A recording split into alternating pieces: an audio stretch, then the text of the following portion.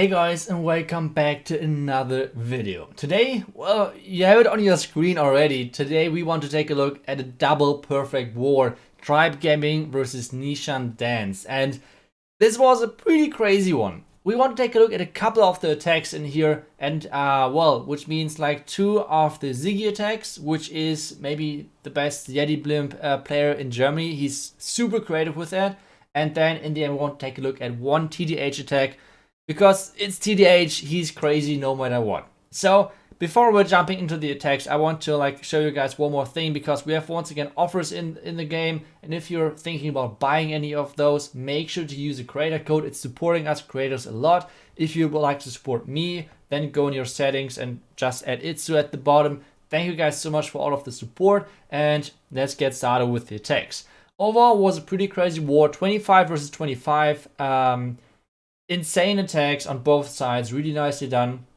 And we want to take a look at the first two attacks which came into this war, which is, well, Ziggy with the second account. And he went in the beginning of the war twice. He went in twice and got the double, triple, the 6-pack overall. So we want to take a look at his attacks and want to see if we can learn anything by that. And then we're going to finish off the video with one awesome GDH attack, because he has a YouTube channel as well, and I just want to give him this shout out. But for now, let's concentrate on this attack from Ziggy, and he's starting off with the Yeti Blimp. He's really good with the Yeti Blimp, and what he's doing over here, he's doing multiple things. First off, taking down the compartment. Second of all, taking down the enemy royal champion, and then the next thing is he's luring out the clan castle early, which is giving his queen the power to be more flexible or more stronger in the base itself, because there's basically no damage on his queen during taking down the lava hound. Meanwhile, he's starting off already with the Yeti funnel on the right side. Pretty classic thing at the moment, like this Yeti funnel, especially if there might be Tesla over there. Like if there's Tesla anywhere, he can easily take that out with that Yeti. And the funnel is set up perfectly. The next step for him is already kind of starting off the funnel on the left side, and he got surprised by this Tesla over there. And that's something which he's perfect at. It kind of feels like with this Tesla showing up that this blimp, into this Inferno Tower, is kind of baited. So this is the blimp which the enemy thought which would be kind of likely, but Ziggy's always finding those blimps which no one is expecting, but at the same time is working really well. So now we have the start of the hybrid, and to be honest, when I saw this attack the first time, I was like, what the hell is he doing? That makes no sense at all. Take a look at this hybrid path thing. It's so freaking wide. Why would you go in there with your hybrid? Makes no sense. And the reason why he's doing that actually is because even though the troops are now spreading a little bit to the left and right, the queen is coming in now really clutch, because she's now getting war break into this compartment, so she can reach everything over here, and that's kind of the key thing. So the queen is going to come back for the Inferno Tower, is going to help over there, then helping with the Wizard Tower, and so on.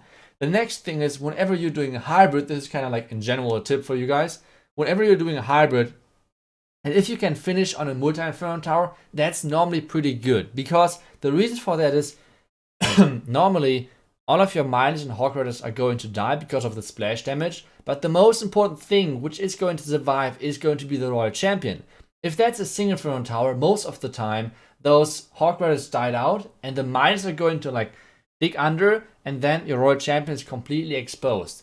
But with the multi-Inferno Tower on the back end, this Royal Champion can survive for way longer without having too much damage on her, and the Royal Champion is most of the time the clutch hero, which is going to finish off hybrid attacks. So really nice attack on the first one. Now let's take a look at his second attack, which was, I think, the number 9.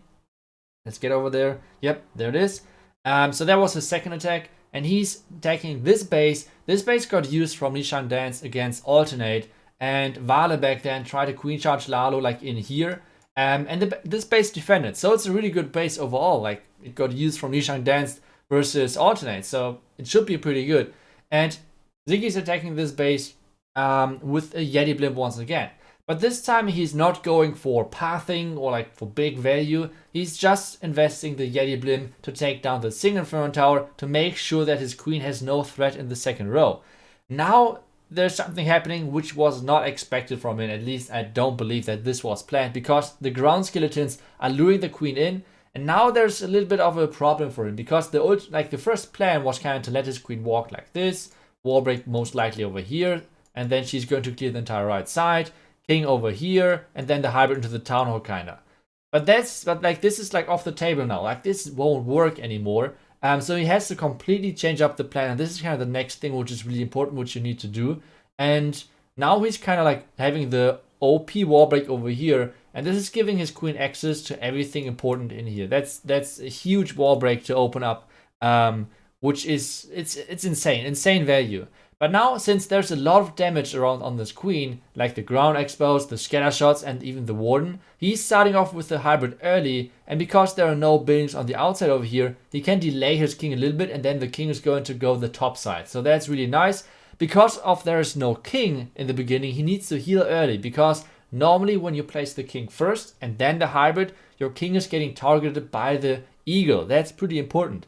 But if you do delay the king, then obviously the eagle is going to go for your hybrid.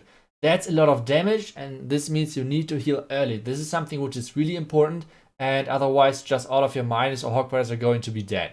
The next thing what he's going to do, just using the queen ability, making sure that his hybrid is staying alive with the freeze, and this is working really nicely for him. One last freeze for the back end. Maybe would have been better on the enemy queen and scattered like the second time. Either way, the queen is taking down the last couple of buildings on this side. Royal Chambers are ability to use.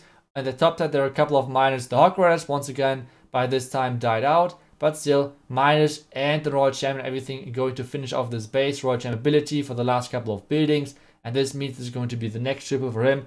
Really nice war from him. Really nice attacks. And yeah, that's how Yeti Blim still works. But you have to say, Yeti Blim is quite risky for those like one-hit formats. So that's maybe why it's better in those 2 hits. But now we want to take a look at a TDH attack. A lot of you guys asked me if I could show TDH attacks like in our 10v10 MPL, TVL wars or something like that, because he's playing with us over there.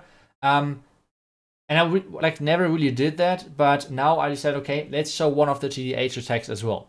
The reason why I'm showing this as well is because I don't know for how long TDH already has a YouTube channel, but he has a YouTube channel for sure where he's uploading his legend attacks and his war attacks. So if you want to check those out, then well, make that, like, do that for sure. His link is down below in the comments or like video description. So if you want to check that out, make sure to do so and give him a nice like. Because if you guys now wonder, who is TDH? Well, first off, you're living under the rock then, I guess, because TDH is one of the like biggest Clash legends which are out there.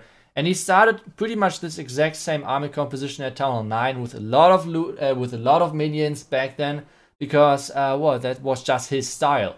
And he brought this army like from Town Hall 9 to Town Hall 10 to Town Hall 11 and so on. And now on Town Hall 13 he's using that as well, obviously with a couple of tweaks here and there, because back then on Town Hall 9 obviously there were no headhunters, no warden, no royal champ, no like siege machines whatsoever. So obviously he always like kept his own style kinda. But the unique thing about this army composition is that you basically want to charge the entire base with your queen. That's kind of the main thinking behind that. And for this he has always 5 rages. That's pretty nuts. Because normally when you're doing a queen charge Lalo, which this kind of is, like it's a different version of queen charge Lalo, and when you normally do that, it's like that you bring, I don't know, like 3 to 4 rages and then like 2 hastes or something like that. But he's doing it differently, and he's bringing as well at least above 20 minions, normally 21 minions, and that in itself is already crazy. Then on Town Hall 13 he kind of started off using the Yeti Blim quite a lot to get the enemy Town Hall always out of the way. So he's really most of the time not charging for the Town Hall, always having his Blim to get the Town Hall, and he's using in there like 2 Yetis and 3 Super Goblins. And you can see this over here, it's working really nicely for him. The enemy queen got taken out by his own headhunter, and now there's not too much left, which is still standing. Obviously it's not too much left on this, well, I mean, to be honest, there's still quite a few loons left, but still, this was an amazing triple. Like I said, if you want to give TDH a follow, make sure to do so. He's an amazing attacker, and like I said, if you want, like if you enjoy overall queen charges, you should definitely check him out. But yeah, that's basically it for today's video. Like, keep it short for the next week most likely, because we're still in preparation for the World Championship.